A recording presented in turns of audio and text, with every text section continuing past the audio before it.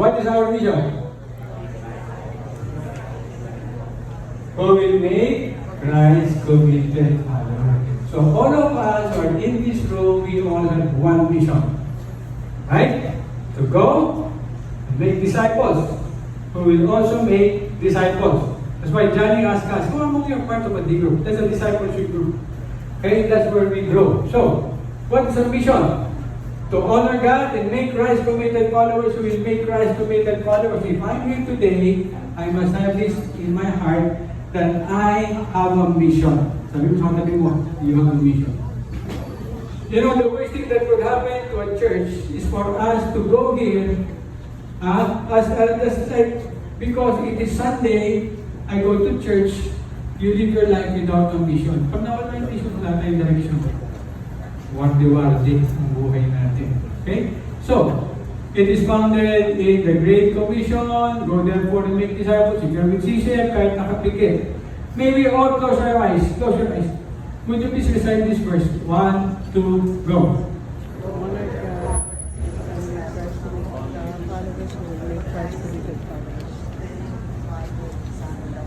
Teaching them to observe all that I commanded you, and know I am with you always, even to the end of the age. You know, I know a lot of believers. First time came to the Lord, you really want to share the gospel, of course, with your family. Tama? Nakilala mo si Lord, you know that you've been transferred from darkness to light, from death to life. Now you want to share. Right? The longer you are in the faith, sometimes we get busy and tangled. Pinanlalamigan tayo. You know the promise here, sabi ni Jesus, as you go and make disciples, I will be with you always. Some believers today don't even experience the presence of the Lord anymore. It is sometimes connected to that. We are no longer making disciples. That is our mission. Amen? Tuloy natin. The vision. What's the vision? Our vision is to see a movement of millions of committed followers of the Lord Jesus Christ meeting in small groups, the D groups, okay? And transforming lives, families, communities, and nations for the glory of God. We have been saved, therefore we want people to know Christ. Amen? So the vision is to see millions of people gathering in small groups. Why small groups? That's where life to life happens. That's where you become connected. Relationship. Christianity is all about relationship. No? Sometimes nahuhulog tayo sa pag-iisip, I know a lot of doctrine. I'm growing in the faith. But your relationships are not good. Hindi ko ganun yan. We are believers because God chose to have a relationship with us and the people around us. We have to have a relationship with them. Where does that happen? In small groups. Okay? Now, what unites CCF is our common set of values that help guide us with our priorities in our walk with God. As we do our mission, and we see the vision, one day, a multitude will be in heaven, singing praise to the Lord, hoping you will be there. Tingnan mo yung katabi mo. Gusto ka na makita no? Sabihin mo. Baka mamaya sa willing ko, magkasama tayo, pagdating ng dulo, mawawala ka. No? So, how do we live our life as we go through that? Core value. What is a core value? It's something that should be part of you. It should be in your heart. Okay? So, last week, we talked about love God and love others. Okay? Tonight, we will be talking about obeying God's word and authorities. Now you realize, why does Pastor Peter always ask us, how long you have read the Bible? Cover to cover. Maraming tatas kamay. Cover lang. Hindi pa, diba? Of course, because pages in between. Why? How can you obey God's word if you don't know the word? Right? That's why we have daily devotions. We want to know what God wants us to do. Okay? So today, we'll be talking about that. Obeying God's word and authorities. Okay. Kung you have navigation apps, Waze, Google, subok lang. Ano mas maganda? Google Map o Waze? Sabi mo iba, ewan ko lang, di ba? Basta people, saan punta? Bahala na, basta may address, makakarating ako dyan. Meron akong navigation app. But for us all-timers, navigation app, kailangan mo lang malaman kung saan EDSA, Buendia, may thoroughfare. Makakarating ako. Eh paano kung wala kang wifi? Lagot ka. wala kang navigation app. You know, the Word of God is our navigation app for our life. If you don't have the Word of God, maliligaw ka. Okay? Sige. Guys, it's a big business right now. Imagine that, 16.2 billion. Because people are dependent, they want to be guided. In Isaiah 48 verse 17, ito yung navigation app nila, mga ropa. This is what the Lord says, our Redeemer, the Holy One of Israel, I am the Lord your God who teaches you what is good for you and leads you along the path you should follow. So if you need to be led, you ask the Lord. You sometimes, we're too dependent on people. May potential problem. Wala kang problema, nakatawag ka ng brother, tulungan mo naman ako. Sige, pag-usap ka muna kay Lord. Right? So first, you have to realize that it's God who will teach you and lead you. That will never happen if you don't spend time with God. Right? It will never happen. Right? Okay. So, your word is a lamp to my feet and a light to my path. That's why we do our daily devotion. I will not ask a raise of hands. Who among you read the Bible every day? Okay, Sunday school. Read your Bible. Pray every day. Very simple. You read your Bible, God speaks to you, you pray, you speak to God, there's communication, you're guided. You know, the Christian life is very simple. You just have to be connected to God. Sometimes, ang problema sa ating Kristiyano, we are only aware of the presence of God on Sundays. Diba? Hanggang mamaya 11:30. Pagdating ng 11:30, anak, punta ka na doon, mag-reserve ka na. Baka maubusan tayo ng upuan. Okay? We're too busy. Okay? Okay. So, two big questions for today you want to answer. Why should I obey God? Why should I obey people in authority? Which is easier to obey? God or people in authority? Okay? Hindi na tayo mumulitika dito. Okay? Darating na naman yung eleksyon. Di ba? Mag-aaway-aaway na naman ng mga Kristiyano. Hindi na nangyayari yan sa Facebook lang. I pray that will never happen again. Okay? So, principle. If there is an elected official, puputin into position. Pakilakasan po. Hindi naglagay eh. Hindi nagpalagay. Si God pa rin, He allowed it. No, so once that person position, you submit, you respect. Amen? Or up till now, you're still in Facebook, ranting because dami ang kandidato mo. Diba? 2 years ago, 4 years ago na yung election. Okay? So, two things we have to learn today. Why should I obey God? Why should I obey people in authority? We'll be looking at the life of Joshua today. So, in the Old Testament, obedience is what? Shama. Diba? Sino sa katabi mo? Huwag kang kukontra. Basta, sumama ka. Shama ka lang. Shama ka lang. Huwag kang kontra. Obedience, shama. Okay. To hear, listen, give attention, understand, submit to. In the Old Testament, in the New Testament, is the same. God wants us to obey. New Testament, pumupako. Listen attentively, obey or submit to what is heard, whether from earthly voice or the Lord's voice related to faith and trust. So it says the same thing. Okay? So we'll be looking at the life of Joshua. Right? Today, titignan natin what we can learn from him. Biblical obedience is attentively and humbly listening to and obeying what God says in His Word and through His appointed authorities as an expression of our love for Him and for our trust in Him. Who is our authority at home? Ba't tayo yung sumagot? Daddy, Mommy? Depende? Daddy. Okay, Daddy. Of course, Daddy and Mommy, right? Okay. Sige, that should be clear. Alam mo, sad to say, sad to say. Nagkakaroon ng shit. Most of the time in families today, it is that children. Diba? Sila, they will express themselves. Iba na ngayon eh, di ba? Pero hindi, wala akong kontrahan dad. Ganyan kayo. No. We have to learn to identify who is the authority and obey the authority. Amen po ba? Fathers, pakilakasan naman. Amen. Diba? Gusto mga fathers eh. Okay. So, obey and be blessed. Let's look at the life of Joshua today. First, the Bible says, if you love me, you will keep my commandments. So the first core values, love God and others. Yeah? Until you have God and others, you will not obey. Why will I obey God? I don't even know Him. Okay? This core value is for believers only. Meaning to say, if you're a believer in Christ, you will embrace this. Because God says, if you love me, you will. Okay. How did you come to the saving knowledge of Christ? Is it because you obeyed? Answer. Parang three question. Okay. Salvation is what? Starts with repentance and faith. Right? Nothing to do with obedience. You hear the good news, you repent, you turn away from sin, and you turn to the Lord Jesus Christ. Does that make you a believer? No, wala sumasagot.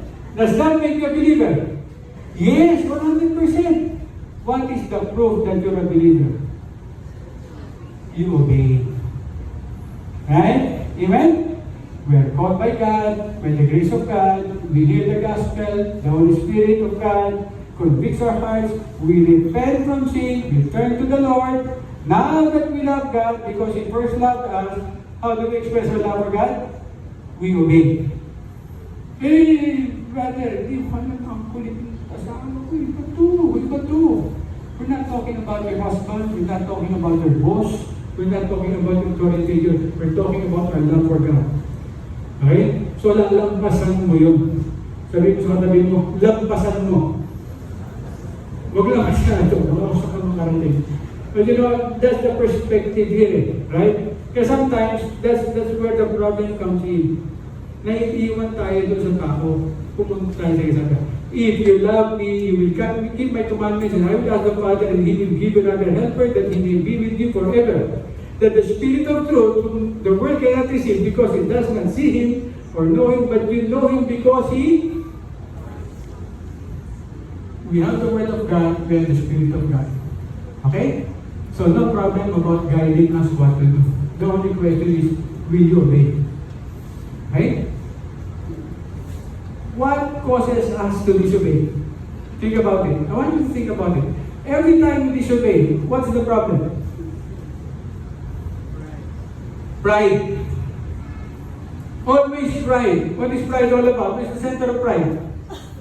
I, me, myself. Okay?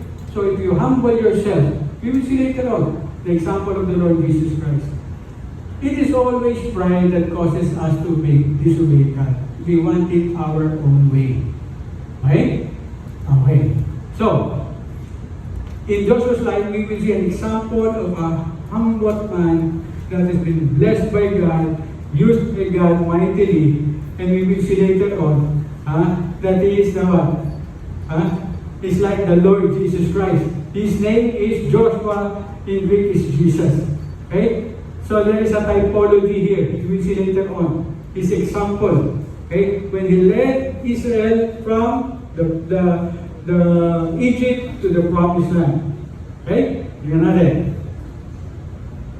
Joshua 1, 6 to 7. Can we everybody read this please? Sabay-sabay po. 1, 2, go. Strong and courageous, for you shall give this people possession to the land just as their fathers to give. Only be strong and be very courageous. Be careful to do according all the law. The Lord chooses my servant you. Turn from it to the right or to the left, so that you may have success wherever you go. What are the two statements that was repeated in these two verses? Be strong and courageous. Be strong and courageous. You know why? Once fear comes in, tapos na yung pananampalataya mo. Ang kalaban natin palagi fear. Fear and faith, they will never match. You know, at a point in time, I've been serving the Lord for the longest year, but slowly fear kept creeping in my heart. Fear of the future, fear of losing this, losing hair, or whatever. Question. I would like to think about it today, right now. What are your fears? What are your fears? Does it have anything to do with finances? Does it have anything to do with your health? Sino po dito may sakit? Lahat kayo malusog? Ako lang may sakit? Sino may sakit today? Sabi mo sa katabi mo, magkakasakit ka din. We will all one day go to heaven. Right? So, we will do our best to be healthy, we exercise, eat the right food, but eventually we will all deteriorate. Amen? Some people are crippled by the fear of getting sick. Di ba? Fear of losing finances, etc. etc. Once fear comes in, nawawala po yung pananampalataya. Kaya sabi ni Joshua, lulusog tayo. What was the promise of God? During this time, they were already out of Egypt. They went through the Red Sea. Okay? Now, God told them, okay, go to the promised land. Malapit na. Okay, sabi, what was Joshua? Be strong and courageous. Okay? Sometimes it's not easy to be a believer. Right? To compromise, madali. Lalo na. No, I'm not saying that all government agencies are the same. But if you're honest, sometimes it's hard to work in the government. Tama po ba? Paano kung hindi ka nakisama doon sa SOP? Naku, wala ka ng trabaho. So what do? You have to be strong and courageous. Okay. I would like to ask you today, what causes to compromise? Even in your relationships, for example, boyfriend, girlfriend. Kasi guwapo niya. Ang pungay ng ilong. Talaga. Diba? Baka mawala if I don't give in to what he's asking me. So what does the lady or the woman do? She compromises because of fear of losing this person. Tama po ba? Okay. I'd like to ask you, when was the last time you compromised because of fear? Sino nasa negosyo ngayon? Why do you have 2 books? Ba't hindi ka pumarehas? Naku, walang kikitain. Malulugi yung negosyo. Why? Because I'm afraid to lose income. Okay? So I would like you to connect the dots. What causes you to compromise? Fear. That's why Joshua reiterated, in fact, 3 times he would say, be strong and courageous because now you need to exercise your faith. We will walk by faith. Okay. Be careful to do according to the law which Moses, my servant, commanded you. Okay. So, Joshua would always receive orders from who? From Moses. Okay? Now, if you don't know how to submit to authority, I don't know kung saan ka pupulutin. Whether good or bad, if that's an authority figure, the right thing to do is to what? Okay, women. Wives, the right thing to do is to what? Parang may galit. Submit, di ba? No, yeah, submit. Children. Huwag yan our children. May mga magulang pa kayong buhay. Pakita sa kamay. Okay. Alam mo, minsan may stages yan. Pag yung anak, nagtatrabaho na, may income na, medyo matanda na yung magulang. Sino na susunod? Magulang pa rin? Parang hindi, no? Pero, that is very dangerous. Okay? Because your protection is always your authority figure. So you will see the life of Joshua. He was doing everything as he was directed by his authority figure. He was protected. Okay, tingnan natin. So, success here does not mean kung ano yung mga ibigan mo, bibigay sa'yo. It's acting wisely, prudently, with discernment. Why? What was the mission there? To go to the promised land. You will be successful. You will be discerning. You will know where to go. That is what success is all about. Okay? It's not always financial. Not always popularity or what. Okay? Now, who are the authority figures? The first line is what? The family. You know, minsan sa office, mapapansin mo na pag may empleyado ka. O you work with somebody in the office, ang tigas ng ulo. Di ba? May tawag dyan sa Tagalog, ang tawag dyan, maangas. Di ba? Ang angas nito. May kilala kayong ganon? Lahat may reklamo. Right? Bakit? Hindi natuto mag-submit sa bahay.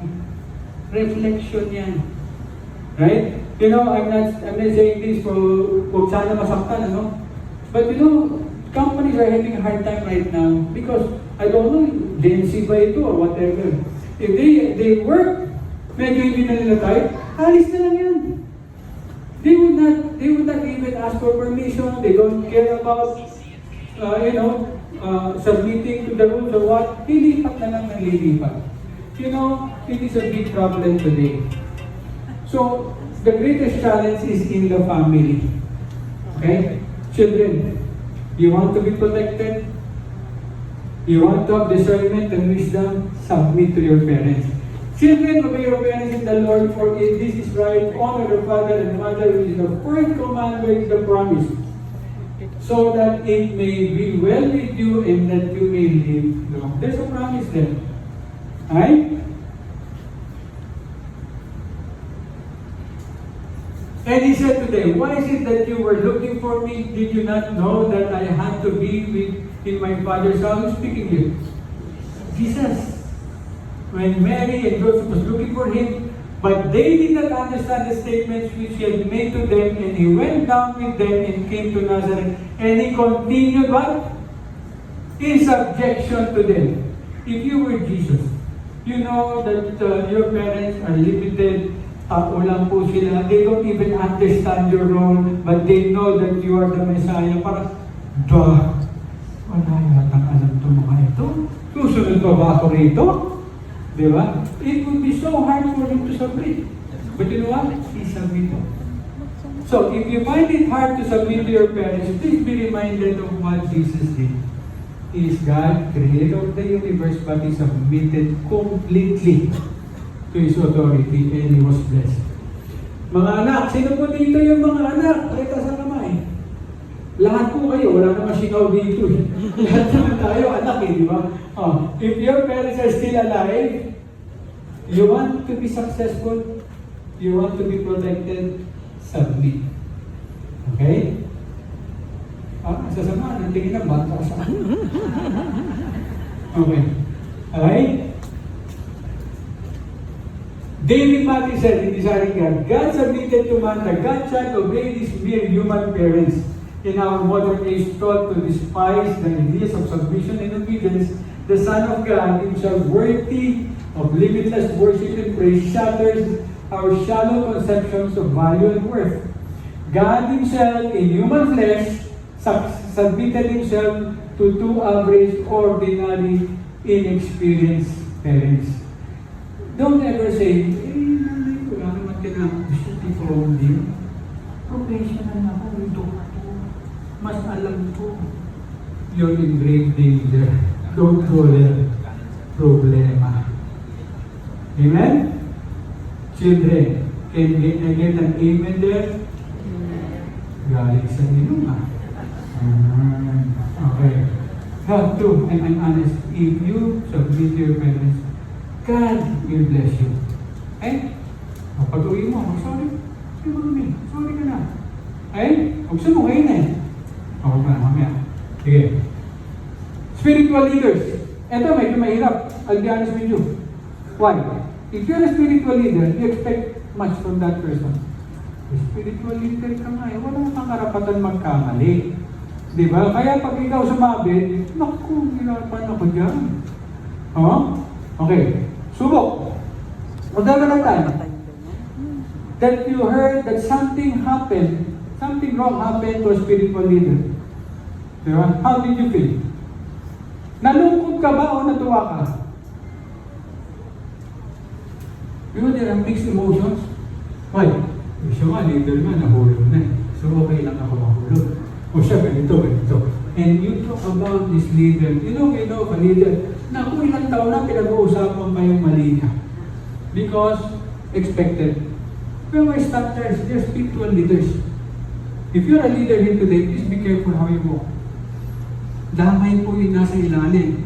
Obey your leaders and submit to them, for they keep watch over your souls as they who will give an account. Eh, paano kung mali ang galaw? They're not a good example. They will give an account. It is not your role to correct them. It's not, ano ba? It's not a good response to disobey them. Let them be and let God deal with them. If they are spiritual leaders, i-allow mo si God to move. Okay? What is our role? Submit. Okay. Let them do this with joy and not with grief, for this will be unprofitable for you. Who among you are part of the group leader? For the group here. Pagkataas po kamay. O yan. Pag nakita ka ba ng the group leader, napapangiti o napapangiwi? Ito na naman si diskusyon na naman ito. Di ba? O ito na naman si pasaway, di ba? Alam mo kapatid, mag-ingat ka. O palagi kang pasaway, baka maaga ka mag-pass away. Joke lang. You have to learn to submit. Okay, honest. Compose. Galing sa group. Pag-uwi. Nung gusto ka nun, ako, mali ang hugot, mali ang tinuro. Nakita mo ba kung paano tato yung decision? Ako, sungit-sungit. Instead of praying, natatawa tayo kasi we do that right? Because we have high standards for them. That is good, but never go above that, across. Submit. Okay? Submit to parents, submit to spiritual leaders.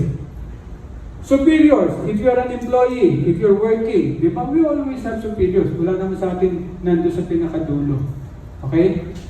Servants or employees, be submitted to your masters with all respect, not only to those who are good and gentle, but also to those who are unreasonable. Why? Because they are your authority figure. Pagpasok mo ng korporasyon, ng opisina, siya po authority.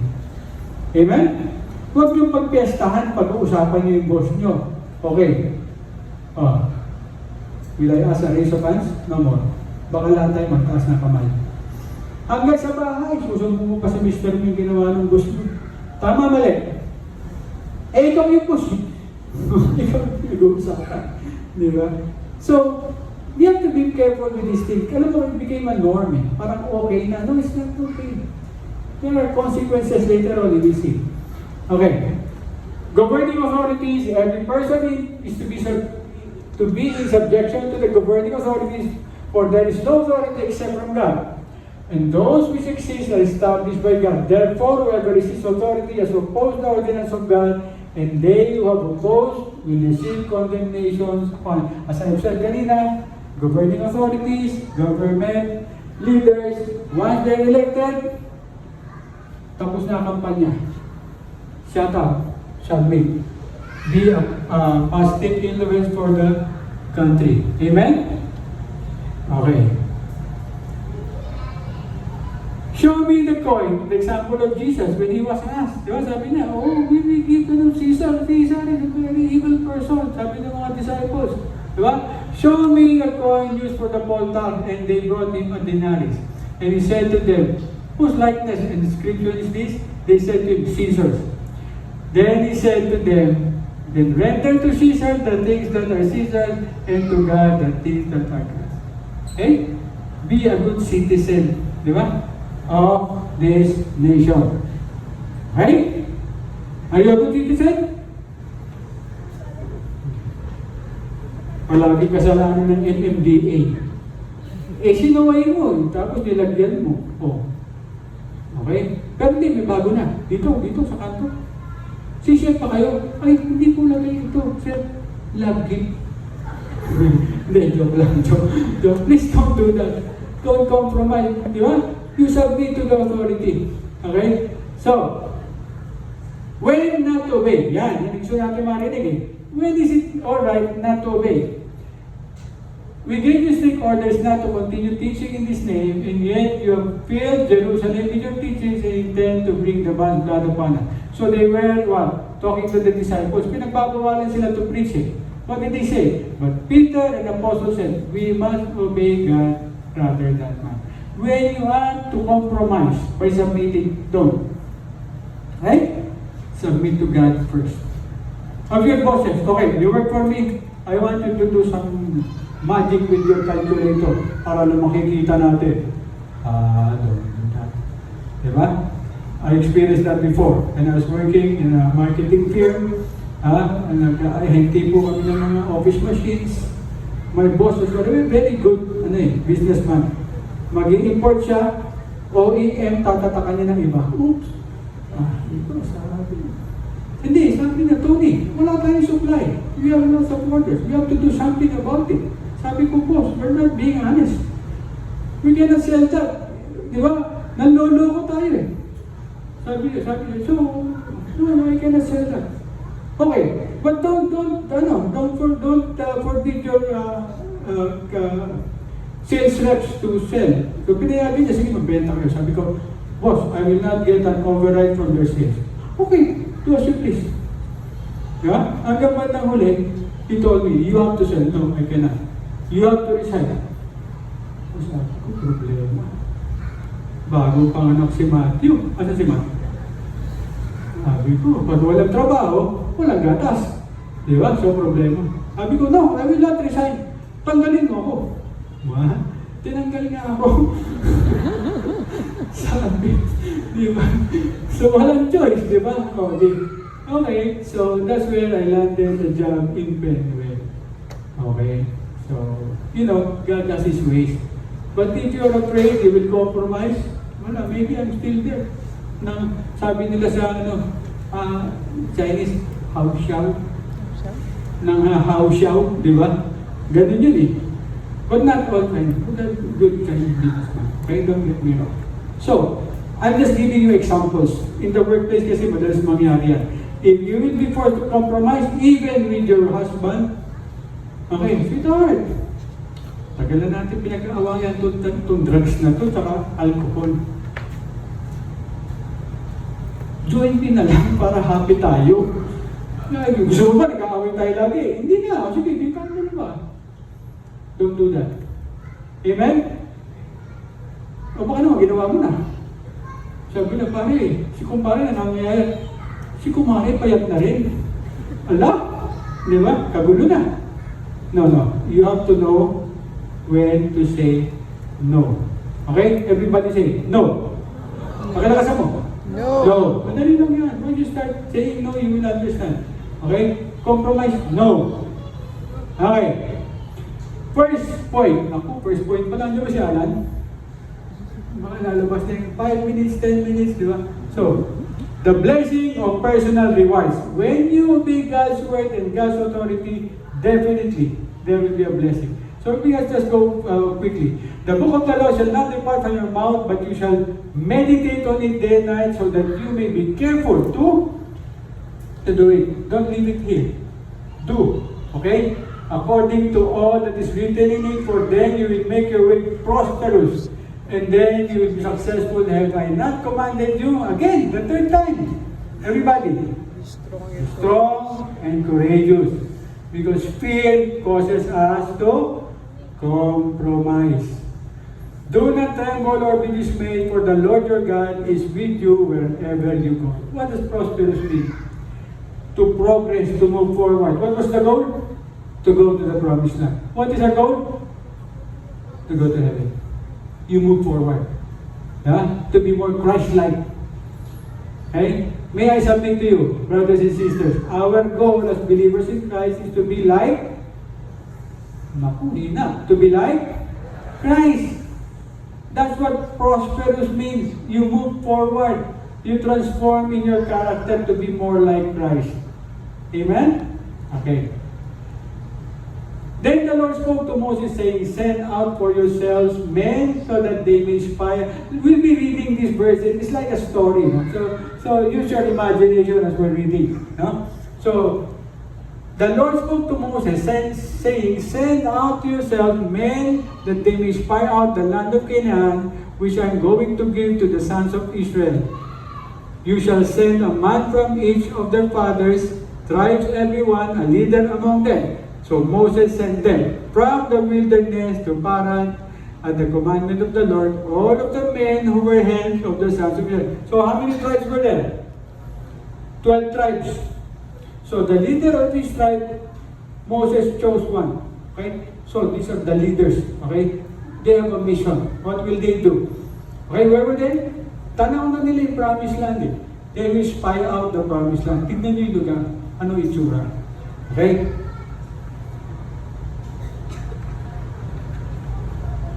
Ayun. Oh, sorry.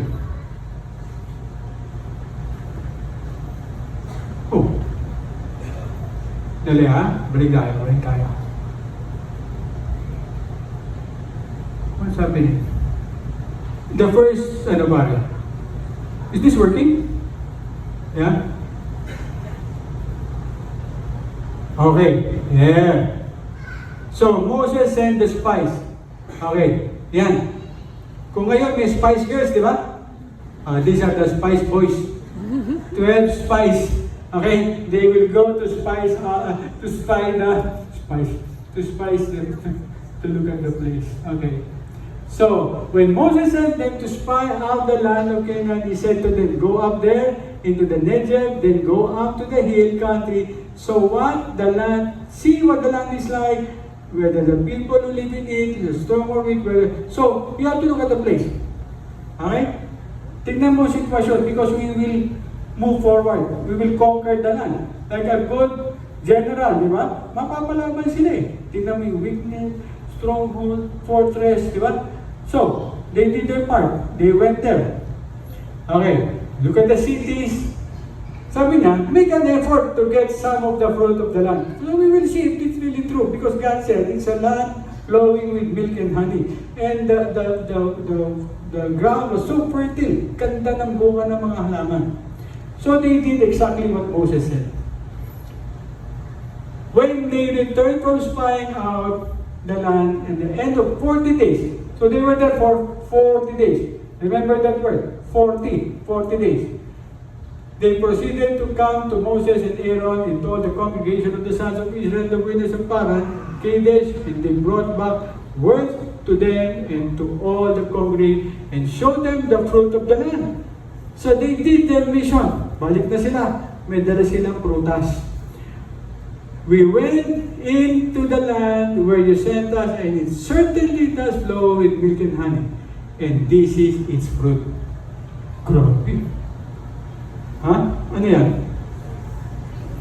Ha? Ubas yan. Ganyan kalaki. Di ba? So, can you imagine? Ha? Ilang pamilya mabubusog dyan? So, it was really very fruitful. Just as what God said. Nevertheless, the people who live in the land are strong. Ito na yung negative. And the cities are fortified, very large, etc., etc. Then Caleb quieted the people before Moses and said, we should by all means go up and take possession of it, for we will surely overcome. Why? Because the 10 spies were giving them a report in such a way and telling them, oh grabe, hindi natin kaya. Ang lalaki ng tao. The cities are fortified, we can never conquer the land. So Caleb stood up. What did he say? We should by all means go up and take possession of it, for we will surely overcome it. But the men who had gone up with him said, we are not able to go up against the people, for they are too strong for us. What did God say? Conquer. You go. Okay? That is the promised land. It is your inheritance. Binigay ko na sa inyo yan. What are the things in your life right now? Up to this point? Hindi mo pa marating-rating. Ha? Why? Because of fear? Wives, why are you still having a hard time to submit to your husband? Husbands, remember, I see a couple here. I will not mention the name of this couple. I'm so blessed every time I see them. With the husband, she would take care of his wife. Dito ba sila? Ito na natin. I'm so blessed, no? So tender to the wife. Ganun naman tayo lang tayo siguro. Diba? Bobby, tama ba? Diba? Why? Ano nangyari? You know, children, wives, or singles, you know, what would capture the heart of the man? As a basic woman. Somebody who respects the man. Talagang matutunaw ang puso niya. Mamahalin ka ng todo niya. Lagi kayo nag-aaway, you left your eldest man. Okay? What is causing you to do that? What are your fears? You know the commands, right? Tatlo lang naman ang command eh. It's either you are here today as a child o anak ka or children here. Okay, taas ang kamay. Oh. What is the clear command of God for all of us? Honor your parents. Simple lang. What is keeping you from doing that? Wives, what is the clear command for us?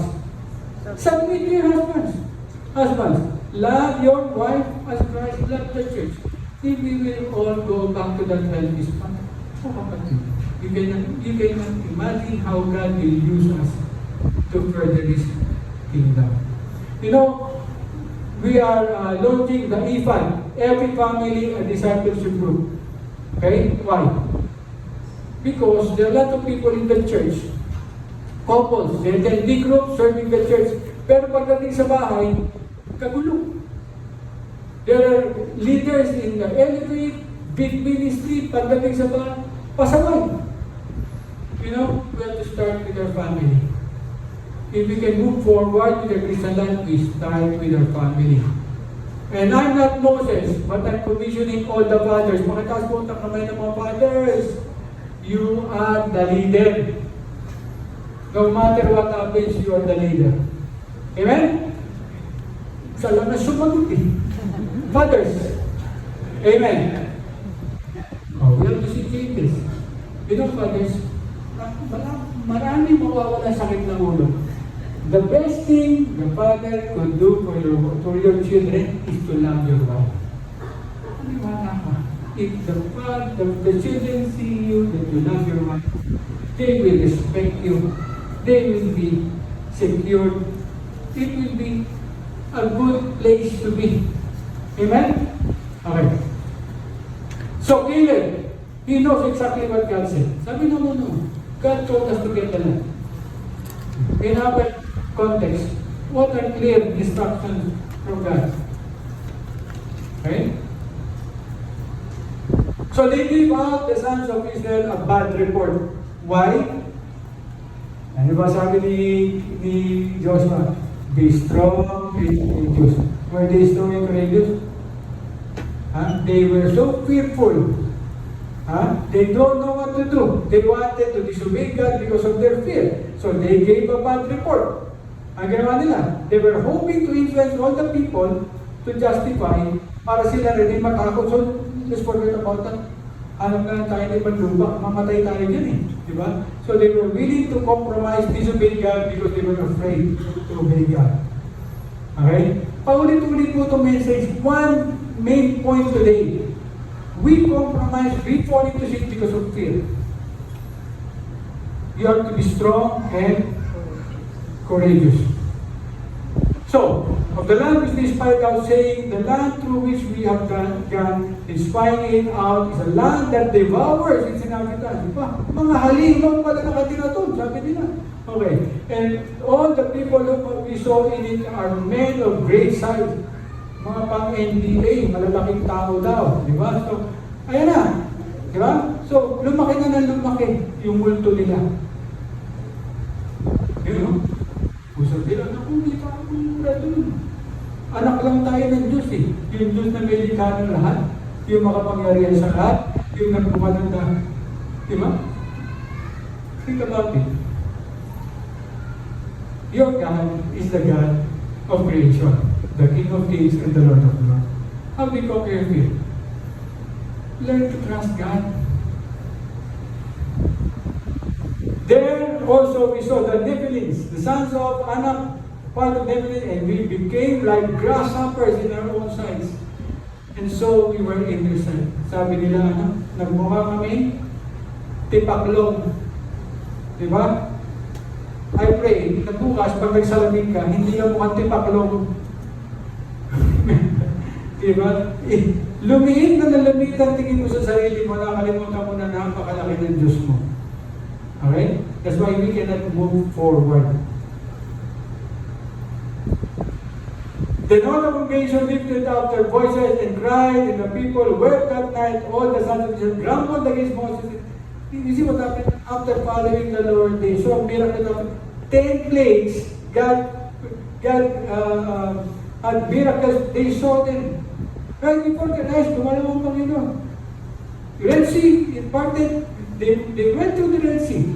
They experienced all these miracles. But here, what are they saying? Okay? Why is it the Lord bringing us into this land to fall by the sword? Papatay ba tayo ng Diyos? They know exactly. We are here to conquer the promised land. Remember what the promise Jesus is? I came to give you life and life more abundantly. There are a lot of believers today, you may be going to heaven once you die, but you're not experiencing the abundant life that God promised you. They may go to heaven, but they will not experience the blessing that God has for them. Let us appoint a leader and return to Egypt. Na-disillusion na sila. Sometimes, you think, ano ba itong mga tao na ito? You know what? Sometimes we're like them. Parang tayo yan. Then Moses and Aaron fell on their faces in the presence of all the assembly of the congregation of the sons of Israel. Joshua, the son of Nun, and Caleb, the son of Jephunneh, of those who had spied out the land, tore their clothes, and they spoke to all the congregation of the sons of Israel, saying, the land which we passed through to spy out is an exceedingly good land. So there were only two people who stood up and were willing to obey God. Caleb and Joshua. If the Lord is pleased with us, then He will bring us into this land and give it to us. A land which flows with milk and honey. Only, everybody, do not rebel against the Lord, or do not fear the people of the land, for they will be our prey. Their protection has been removed from them, and the Lord is with us. Do not fear them. They were still on the right man. They were holding on to the promise of God, and God gave them courage. Okay? Amen? Amen. Okay. How can you have courage? Gumising ka muna, sabi sa atin. Okay. Okay, wake up. Okay, are you okay? Okay ba kayo? Okay. So they were about to stone them. But all the congregation said to stone them with stones. Then the glory of the Lord appeared in the tent of meeting to all the sons of Israel. If you were Joshua and Caleb, the whole congregation was against you. How would you feel? Tatakot ka. Diba? But they were holding on to the promise of God. And God delivered. He showed up to protect them. Diba? None of the men who came up from Egypt from 20 years old and upward shall see the land which I swore to Abraham, to Isaac and Jacob, for they did not follow me fully. You know what happened to these people? They all died in the wilderness. Yes, there's a blessing to obey God. But please be reminded and be warned. There are consequences if you will not obey God. Okay? Because of fear, there will be consequences. Maybe some of us today are experiencing that consequence. Looking back, ba't nagkaganito buhay ko? Ba't nagkaganito? Because I disobeyed God. So what do? You repent. Right? You repent. Bumalik ka sa Panginoon. Okay? Sad to say, some people, once they experience the consequence of their wrong decision, nagtatampo sa Diyos. Lalong lumalayo. Ngayon, kung may tampo ka sa Panginoon, balikan mo. Ano mangyari? Hindi ka nagtiwala sa Diyos eh. Yeah? So, what happened here? For they did not follow, mark the word fully, ha? Because they followed God. Eh. Nakarating nga sila doon, lumampas sila ng Red Sea. They followed God, but they did not follow God fully. Okay. I would like everybody to bow their heads right now. What are the small compromises in your life today? Small compromises. Right? Okay, you're serving God. You're honest with your dealings. You love your wife, but you watch porn. Right? You're okay, your family is okay, but your pastime is to talk about other people. I don't know. Those small compromises. Let the Spirit of God speak to you today. It is hindering you from moving forward, from becoming more like Christ. Maliliit na bagay minsan. Now, if the Spirit of God has spoken to you, mark that. Please remember that. Okay. Except Caleb, the son of Jephunneh, And the Kenizzite and Joshua, the son of Nun, for they, everybody, have followed the Lord fully. Kung sabihin, oh yeah, I used to take drugs, ginagawa ko drugs. I used to gamble, hindi na ako susugal. Diba? I do that, hindi na ako gano'n. But, may konting ganito. May bitterness ako sa isang leader ng church. Meron akong konting gano'n. May konting compromise. You are not following the Lord fully. Okay? May I suggestion, assignment for all of us. Tomorrow, as you do your quiet time, please keep quiet. Tabi mo muna yung Bible mo. You pray to God, Lord, would you search my heart? If there's anything in my life that is not pleasing in your sight, would you reveal it to me? You may be surprised, there are things. Minsan maliit na bagay na, but it is enough to dampen your spirit. It is enough for you to lose faith and courage. You know, God wants us to follow Him, what? Fully. Amen? Amen. We can expect personal blessing when we obey God because God is a rewarder. Please don't forget that. God wants to reward us. Sino po magulang dito? You want to bless our children? Amen? Because that's what we are. We're parents. We love them. God is also the same. Our Heavenly Father, He loves us. He wants to reward us. But sometimes, He cannot. Because we might get the wrong signal. While you're living in sin and God rewards you, you might think, okay lang pala kay Lord yung mga ganong compromise. Di ba? No, hindi okay. You have to obey God fully. Todo. Amen? Okay. So, personal blessings, obedience, God protects us. That's like what He did. Di ba? The whole nation was about to kill. You know, Caleb and Joshua, God showed up. I know you have testimonies. When God showed up, He protected you. Right? Or just the other week. Diba? Akala ko nasa Red Sea kami. Binaha kami. So, tumakas na doon. Hoop! Minto, tumaba. Hoop, tumakas ulit. Diba? But He protected us. Sino po nag-aasa inyo? Daya nyo kami lang. Hindi, marami din. Kailan Pastor Tom, hindi lumapit yung tubig eh. Next time, doon ako pupunta. Pastor Tom, pag bumahan ulit. You know, God is always faithful. He will protect. Amen? He will always protect. He will guide. Knowing God's will is one of the greatest blessings. When God becomes intimate again. Kapatid, nami mismo ba Panginoon? Tagal ka ng Kristiyano, dati naririnig mo eh. Malilit na bagay, kinakausap ka nila. Ba't ngayon parang wala na? Walang signal. Bayad ka naman. 5G. Kahit 6G, wala eh. Why? Because you are not obeying God fully.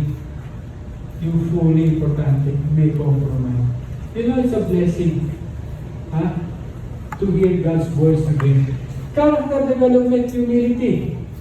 Okay, what causes us to sin? Pride. Every time it is always pride. Diba? God wants us to learn humility. Humility.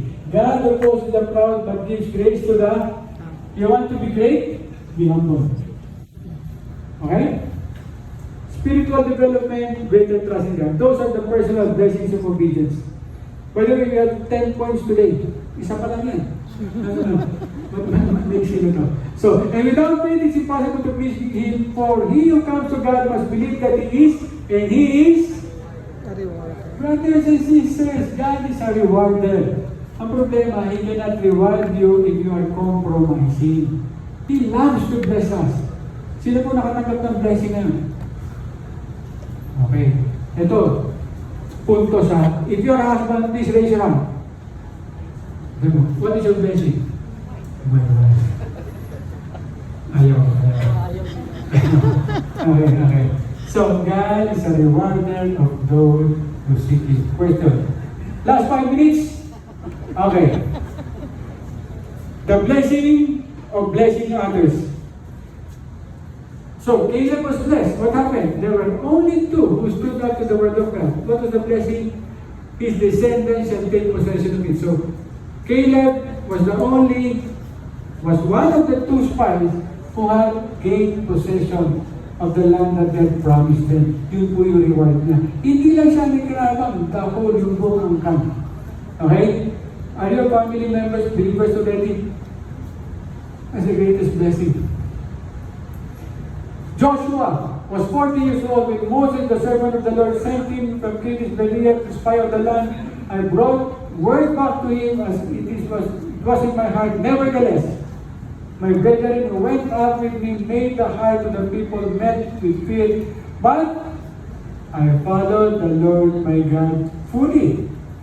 Okay, so Moses swore on that day, saying, surely the land of which your foot has trodden will be an inheritance to you and to your children forever, because you have followed the Lord my God fully. What is the greatest blessing you can have? That your children are walking with the Lord. Do you agree? Parents, if up to this day you're compromising, please remember, your witness is the strongest witness for your children to come to the Lord. Tandaan mo yan, hindi ka magiging masaya. Makakuha mo ang lahat yan pag ang anak mo nakawalay sa'yo. Ha? We sacrifice a lot of things. We go abroad to earn money, but we will not make an effort to walk with the Lord, to be a good witness for our children. Please, consider. What is the next blessing? That their children will be also inherit the blessings of the Lord. Okay. One great blessing of obedience is knowing that you have been a blessing to others. And God will start using you. If then you fully obey God, He will use you. That is the greatest blessing. So, practical points. How do you know if you're obeying God's word? What does it look like? I read, study, and apply God's word daily. Look at the checklist. If I were you, I would take a picture of that. Guide lang mo ito. We're not being legalistic here or what. But this is a good guide. How do I know? I make decisions and set priorities based on biblical truth, principles, and commands. Not what is convenient for me. I submit to God's given authorities with humility and respect, trusting in the Lord. I humbly accept and apply correction, counsel, and suggestion. Yan ang pinakamahirap. Lalo na if you think you're better. You know, I was disciplined because of that. I found it hard to submit to a spiritual leader because I thought I was better than him. Ha? Patay. Napalo po. Kaliwag ka na. Tulipak sa ko, una ulo. Kaya naubos ko. Diba? You know, God is so faithful. He's a good God. If we need discipline, He will discipline us because we will miss out on the blessing. He will not allow us to remain the same. Sometimes you will even thank God. Thank you, Lord, for disciplining me, for waking me up. Amen? Because that's the good thing. Then, you experience the blessing. Okay. Are you still with me? Do you want to continue or do we go home? We will continue. Okay. 5 points pa. No, why not? The blessing of pleasing God. The greatest blessing of all. So the Lord said to Moses, talking about Joshua and Moses, take Joshua the son of Nun, a man in whom is the Spirit. He means say, filled with the Spirit, walking with the Lord. And lay your hand on him and have him stand before Eleazar the priest and before all the congregation and commission him in their sight. You shall put some of your authority on him. God chose Joshua to replace Moses eventually. He will be the one to lead the people to the promised land. Can you imagine that God was trusting Joshua? He was the one who chose Joshua. Why? Because Joshua was a humble man who would obey God fully. You know, if he was proud, he can never obey God fully. It all starts with humility. Obeying God's word and God's authority. In order that all the congregation of the sons of Israel may obey him. Right? So he was commissioned by Moses. The greatest blessing of obedience is knowing that God is pleased with us.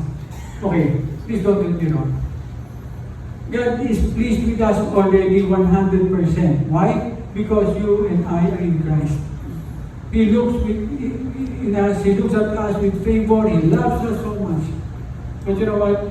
He has great plans for us. He wants us to move forward. He wants us to bless us. Okay? Even if you disobey God, God still loves you. Amen? And if you're here today, you've been wayward, medyo napaliw sa kayo, please be encouraged. Today is the day. Repent, go back to the Lord because He's pleased with you. Amen? Sino po may anak dito suwain? Sino po yung anak na suwain? Kapatid, alam mo yun, kahit gaano kasuway lang anak mo, hindi mo itatakwil yan, mahal mo yan eh. Ang Diyos pa kaya. May encourage you, kapatid. Kung alayo ka man, don't ever think that God hates you. He loves you. Amen? Amen. Okay. While he was still speaking, a bright cloud overshadowed them, Jesus, and behold, a voice out of the cloud, "This is my beloved Son, with whom I am well pleased. Listen to him." That's how God expressed His delight in the Lord Jesus Christ. Yan, sabi niya rito, "But so that the world may know that I love the Father, I do exactly as the Father commanded me." Do you love that? If you love me, you will obey me. That's a love relationship. By the way, minsan nagiging technical po ang relationship natin kay God. Please always remember, it's a love relationship. Love relationship. God loves me unconditionally. I love Him back by obeying. I fall down, God picks me up. Right? I cry to Him. He comforts me. It's a relationship with God. Amen? Amen. And He will never get tired of picking us up. If today you need to be comforted by God, allow Him to do that. For if Joshua had given them rest, he would not have spoken of another day after that, so that there remains a Sabbath rest for the people of God. This is what I'm calling the typology. Joshua was like Jesus for the people of Israel. He brought them to the promised land. Jesus is our Joshua today. He will give us the Sabbath rest. For the one who has entered His rest, as himself also rested from his work, as God did promise. Therefore, let us be diligent to enter that rest. Okay?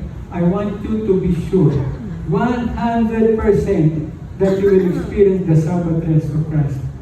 Sino po sigurado pag siya namatay, siya po'y mabubuhay muli? You will enter the Sabbath rest of Christ. Okay?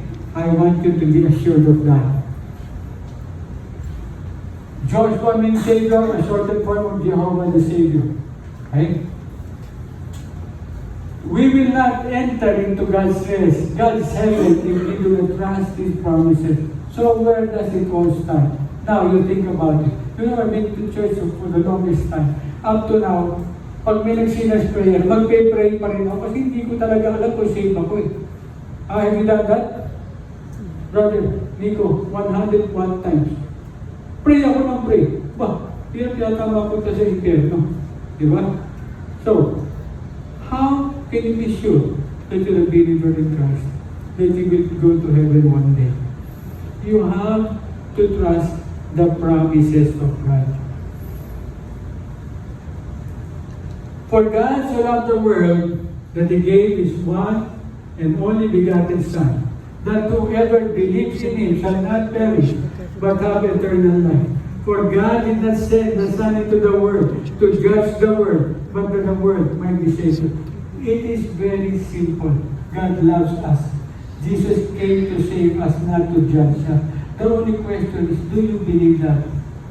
That God loves you. That Jesus came to save you, not to condemn. It all starts there. Okay? Maybe we all know it here, but until it is here, you have to ask the Holy Spirit of God, change my heart, Lord, cause me to repent and to trust You. And to give relief to you who are afflicted, and to us as well, when the Lord Jesus will be revealed from heaven with His mighty angels in flaming fire, dealing out retribution to those who do not know God. That's the consequence of what I'm saying. The worst thing that could happen to a believer is, to a person in the church, is to go to hell.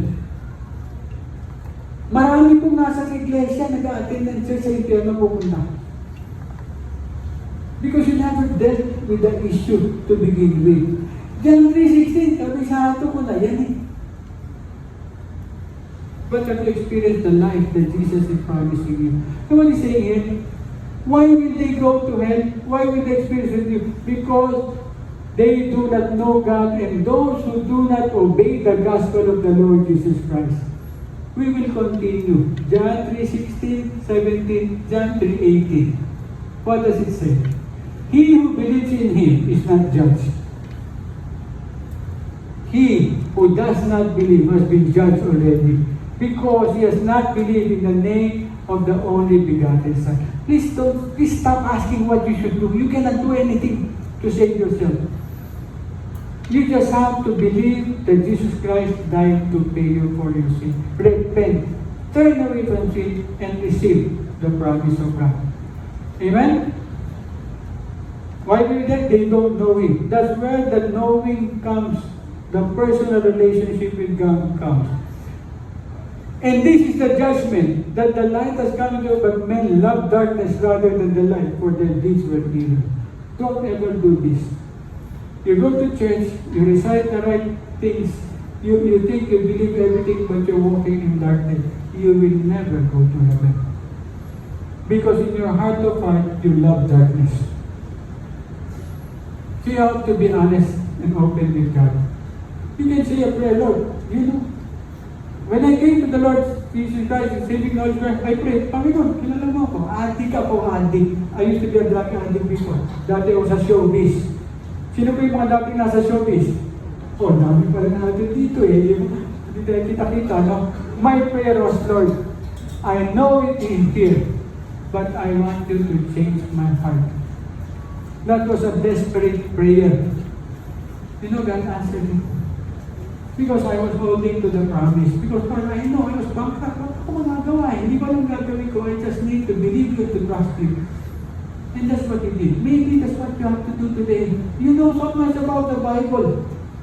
But you know in your heart of hearts, you are not assured that Jesus is your Lord. You can be honest with Him right now. Lord, I'm not really sure. Could you reach into my soul? Change my heart. Cause me to repent, to turn away from sin, and to turn to you. That's how it all starts. Jesus came into Galilee preaching the gospel of God and saying, the time is fulfilled and the kingdom of God is at hand. Repent and believe in the gospel. Today is the first Sunday of the month, so we will be breaking bread. Okay?